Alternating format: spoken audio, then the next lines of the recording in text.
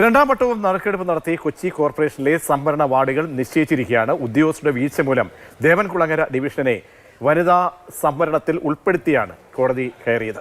38 വനിതാ സംവരണ വാർഡുകളാണ് കൊച്ചി നഗരസഭയിലുള്ളത്. പ്രദീപ് ജോസഫ് ചേർന്നുണ്ട്. പ്രദീപ്, അനിശ്ചിതത്വം എങ്ങനെയാണ് ഉണ്ടായത്? ഇപ്പോഴത്തെ പരിഹാരവും കൊച്ചി കോർപ്പറേഷനിലെ സംവരണ വാർഡുകൾ കണ്ടെത്താൻ വേണ്ടി കഴിഞ്ഞ ദിവസം നറുക്കെടുപ്പ് നടത്തിയിരുന്നു. എന്നാൽ ഇതിൽ ദേവൻകുളങ്ങര വാർഡിനെയും ഈ നറുക്കെടുപ്പിൽ ഉൾപ്പെടുത്തുകയും ഇത് വനിതാ സംവരണ വാർഡായി നറുക്കെടുക്കുകയും ചെയ്തു. ഇതിനെതിരെ ഹൈക്കോടതിയിൽ ഹർജി എത്തി. കാരണം കഴിഞ്ഞ തവണ ഇത് വനിതാ സംവരണ വാർഡായിരുന്നു. അങ്ങനെയുള്ളപ്പോൾ വീണ്ടും അത് സംവരണം ചെയ്യാൻ പാടില്ല എന്നുള്ളതായിരുന്നു ഹർജിയിലെ ആവശ്യം.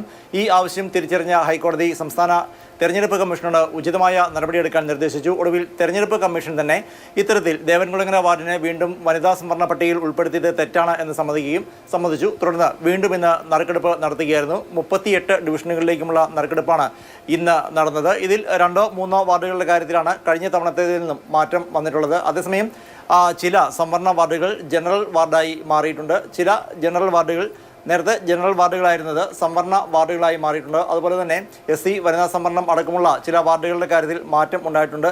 പ്രമുഖർ മത്സരിക്കുന്ന വാർഡുകൾ അങ്ങനെയൊരു വലിയ മാറ്റമൊന്നും ഉണ്ടായിട്ടില്ല. അതേസമയം KPCC ജനറൽ സെക്രട്ടറി കൂടിയായ ദീപ്തി മേരി വർഗീസിന്റെ വാർഡ് വനിതാ വിഭാഗത്തിൽ നിന്ന് ജനറൽ വാർഡായി മാറിയിട്ടുണ്ട്. നറുക്കെടുപ്പ് തന്നെ പൂർത്തിയായിട്ടുണ്ട്. അതേസമയം ഇന്ന് നടന്ന തെരഞ്ഞെടുപ്പിലും അല്ലെങ്കിൽ ഇന്ന് നടന്ന നറുക്കെടുപ്പിലും സാങ്കേതികമായ ചില പാളിച്ചകൾ ഉണ്ടായിട്ടുണ്ട് എന്ന് പശ്ചിമ കൊച്ചിയിൽ നിന്നുള്ള കൗൺസിലറായ TK അഷ്റഫ് ആരോപിച്ചു.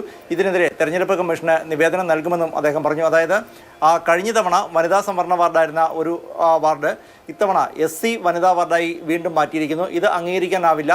പ്രത്യേകിച്ചും വോട്ടർമാരുടെ ശതമാനവും മറ്റും നോക്കുമ്പോൾ സാങ്കേതികമായി ഇതിൽ ചില തെറ്റുകൾ വന്നിട്ടുണ്ട് എന്നാണ് അദ്ദേഹത്തിൻ്റെ ആക്ഷേപം.